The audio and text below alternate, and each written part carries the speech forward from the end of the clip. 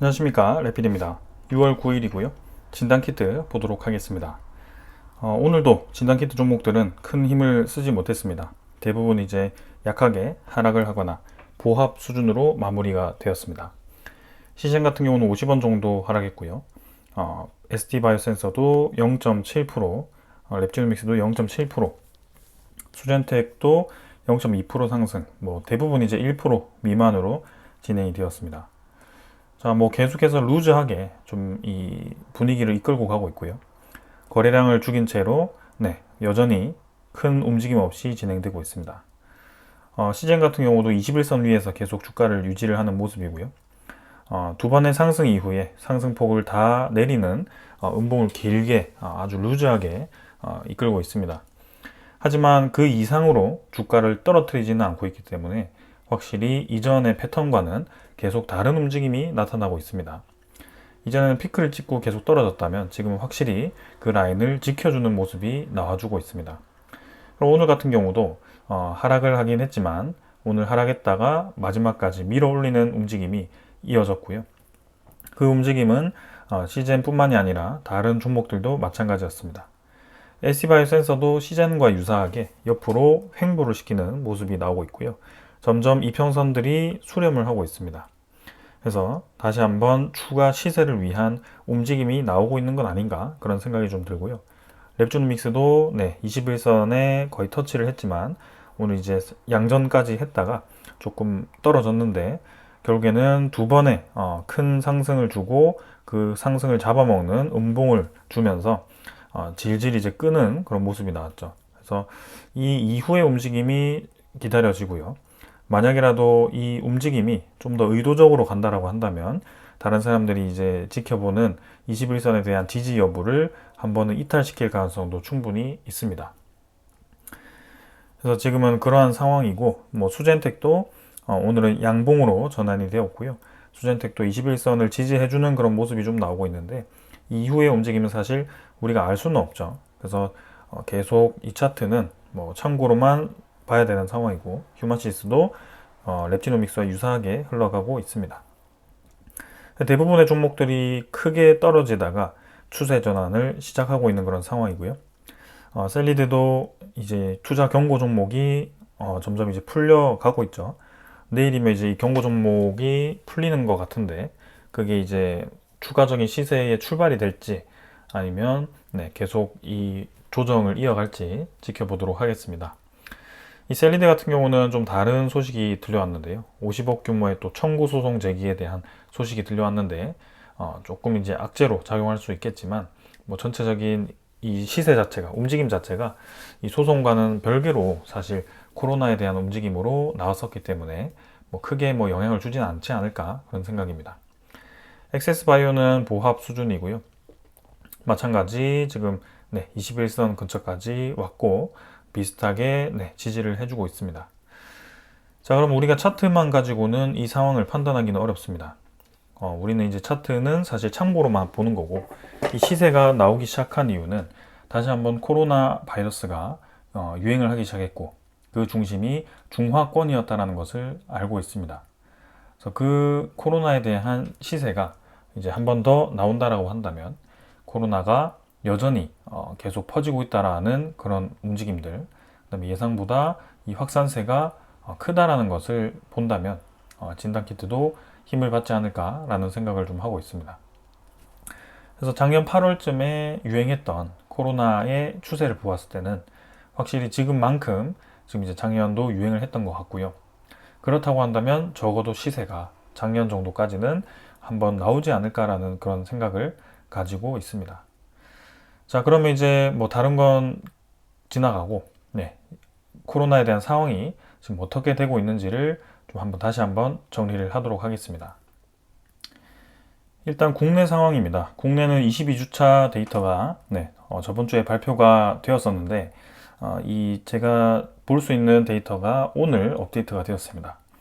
그래서 22주차로 했을 때 지금 급성 호흡기 감염증 이제 코로나19 입원 환자 수가 105명으로 작년이 아니죠. 저번 주보다 증가를 한 것을 알 수가 있고요.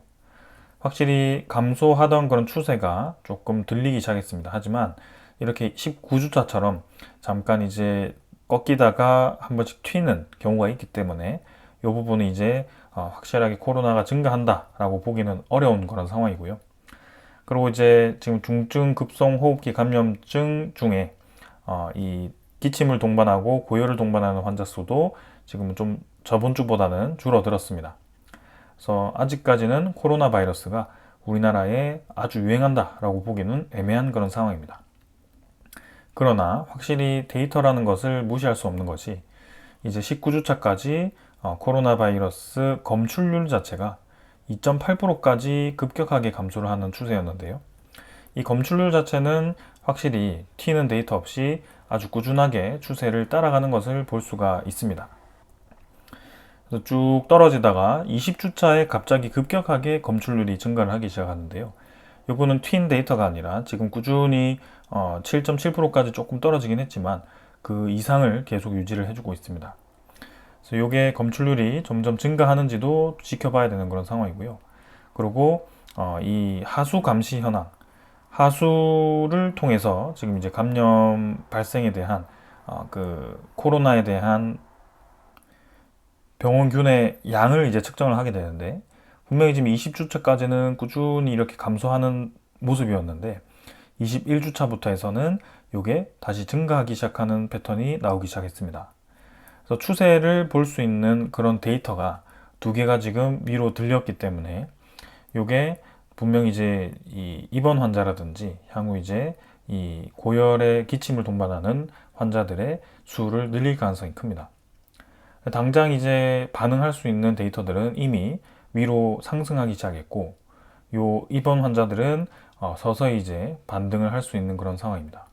그렇기 때문에 지금 우리나라도 상당히 코로나 바이러스에 대해서 노출이 되어 있는 상태이고 이미 서서히 이 감염자 수가 늘어나고 있다라고 보시면 될 것 같습니다.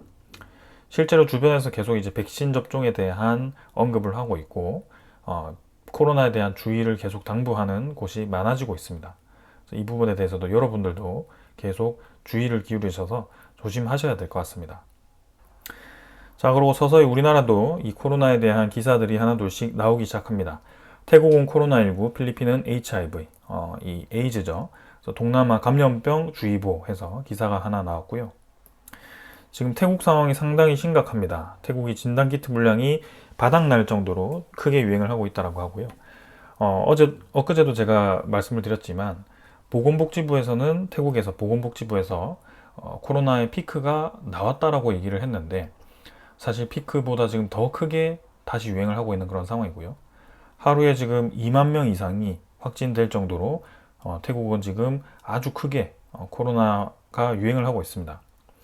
그래서 분명히 5만 명, 6만 명 늘어나서 증가하는 속도가 좀 줄었구나 라고 얘기를 했는데 지금은 하루에 2만 3천 명이 걸릴 만큼 이거는 일주일치였거든요. 그래서 이번 주 집계만 하더라도 거의 10만 명 이상이 나올 가능성이 굉장히 높아졌습니다. 그래서 태국이 진단키트가 모자랄 만큼 확진자 수가 늘어나고 있는 그런 추세이고 대만도 마찬가지입니다. 대만도 저번 주에 6만 명이 나왔지만 이번 주는 10만 명 이상이 나올 걸로 예상이 되고요. 태국과 대만이 지금 같은 상황을 겪고 있습니다. 자, 근데 분명히 시작은 중국에서 시작을 했었습니다. 그래서 중국에서는 일찍 시작했기 때문에 코로나 바이러스가 잠잠해지고 있다. 피크를 저번 달 말에 이미 찍었다라는 얘기가 있었죠. 근데 그와는 좀 다른 내용이 나왔습니다. 중국의 이 코로나 바이러스가 지금 5월 달에 160%가 증가했다라는 얘기가 나왔습니다. 감염자 수가. 그래서 지금 내용을 살펴보면 차이나 CDC에서 지금 발표한 내용에 의해서 6월 5일에 지금 5월 달 코로나 바이러스 감염률 발표가 되었습니다. 근데 5월 달에 지금 44만 건이 발표가 되었고요. 이 중증 환자가 606명입니다. 4월 달에 16만 명 케이스에 340명이 중증 환자였습니다. 지금 굉장히 많이 늘어났죠. 그래서 두 배 이상이 지금 늘어난 상황이기 때문에 중국의 코로나 바이러스가 지금 심각하다는 것을 알 수가 있습니다. 5월 말에 피크를 찍었다라고 할 수 있을지가 상당히 이제 의문인 그런 상황이고요. 직접 발표하기에는 이제 서서히 감소하는 추세다라고 발표를 하긴 하지만, 그죠? 근데 시민들이 느끼기에는 감소하는 추세가 아니다라고 얘기를 하고 있습니다.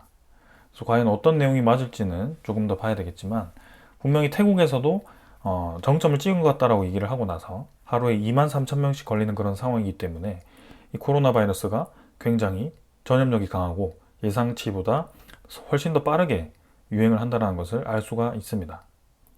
그러면서 드디어 이제 한국 언론에서도 인도에 대한 코로나 이슈를 지금 부각을 시키고 있고요. 올해 들어서 65명이 사망했다라는 얘기가 나왔습니다. 그래서 전날 보건부에서 6,133명으로 환자 수를 집계를 했고요. 요거는 이제 환자 수라고 하는 것이 실제 지금 치료되지 않은 환자 수를 얘기를 하고 있습니다. 그래서 신규 감염자 수랑은 또 차이가 있습니다. 신규 감염자 수는 오히려 더 크게 지금 빠르게 늘어나고 있는 그런 추세이고요. 실제로 인도에서 매일 지금 코로나 대시보드를 이렇게 운영을 하고 있습니다. 그래서 오늘 날짜로도 발표가 되었고요. 6,491명이 지금 코로나 확진자 수고 치료된 사람만 6,861명입니다. 아까 지금 KBS에서 나온 숫자보다 또 늘어났죠.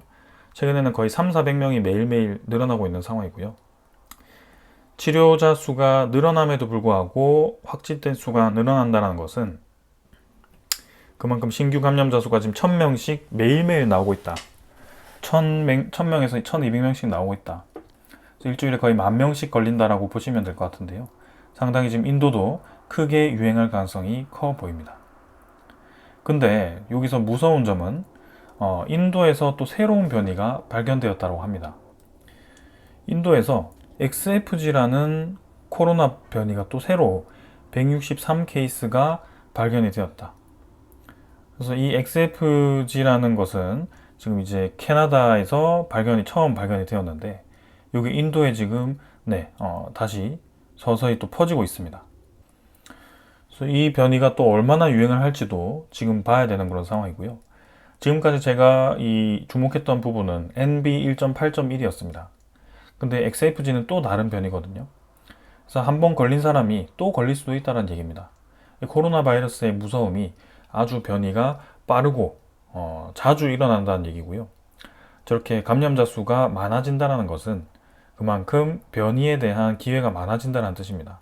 이 변이라는 것이 결국에는 이 세포 분열을 하면서 나오는 돌연 변이가 될 수 있는 건데요. 그러는 과정에서 우리의 이 면역을 회피할 수 있는 그런 변이가 갑작스럽게 튀어나올 수도 있습니다.